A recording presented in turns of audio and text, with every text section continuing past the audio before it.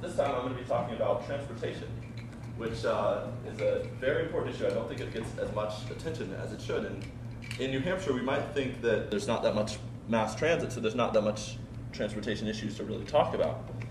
But I'm coming from the perspective of a market urbanist, which is to say I think cities are a natural expression of the market, and there are some barriers to cities developing which are in the policies which most people are not aware of. So the standard story of cars versus mass transit is that cars are independent, free, market-based, mass transit is subsidized, and so on. But what I'm here to tell you is that cars have hidden subsidies, mass transit has explicit subsidies, and two specific hidden subsidies that I'm interested in. So the cost of road construction and maintenance is not currently borne by drivers. Likewise, across the state, and in fact across the country, there are parking mandates which force people to maintain garages and so on, regardless of their modes of transportation that they use. So first, road construction maintenance. The main user fee for roads is fuel taxes. There's also tolls. And those are the ways in which the users of the roads pay for the roads. But in fact, our gas taxes are not high enough to cover the cost of the roads. So someone did a study that said you'd have to have $1 per gallon, which is 5 times the current New Hampshire gas tax, in order to recover the cost of the roads. And since the gas tax isn't high enough, instead that money comes out of the property taxes.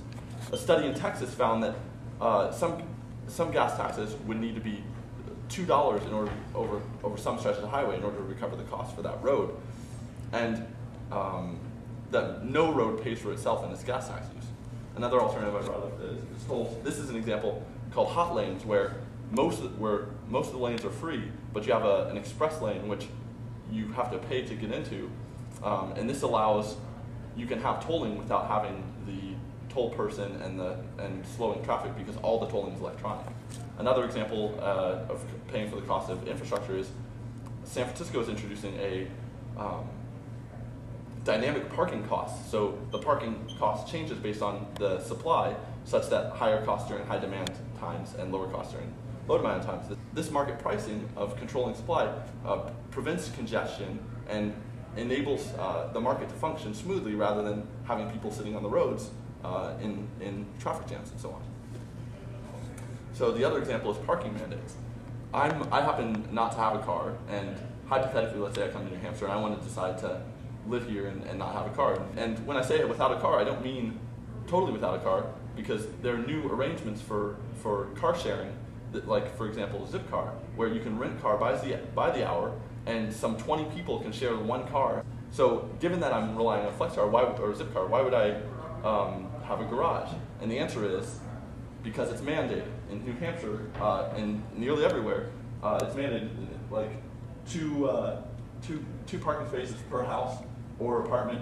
In Fremont, here's Londonderry, 2 per dwelling unit, and so on. So regardless of whether you plan to have 1 car, 2 cars, or whatever, you have to have a 2-car garage.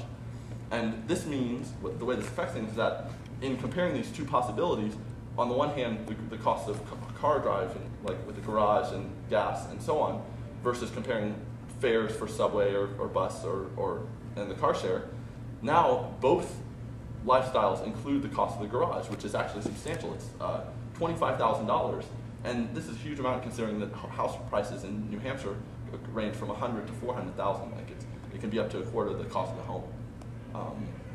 And so now that's a sunk cost. That's not a cost I have to consider when deciding which path to choose. So there was a test in California along these lines where employers, rather than giving their employees parking, they gave them money equivalent to the cost of parking and gave them the option of buying parking. The number driving to work fell by 13% because people chose to use other ways once they've had to bear the cost, because that money is more important to them than the driving. Maybe they don't like to drive anyway, but because it's free, they do it. And with every incremental choice of driving, you need more parking. When you need more parking, things have to be farther apart, and therefore more have to drive. It's less practical to walk and so on. So all of this forced parking situations build up and lead to more of the same. So I'm advocating that we pay more attention to these parking mandates and try to repeal them on local levels or reduce them, so that even though most people will still maintain their garages and so on, it will give people the option, the market choice to do other things. And 6 minutes.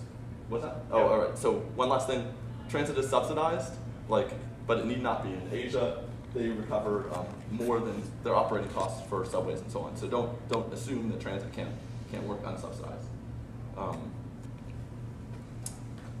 Anyway, that's that. Yeah.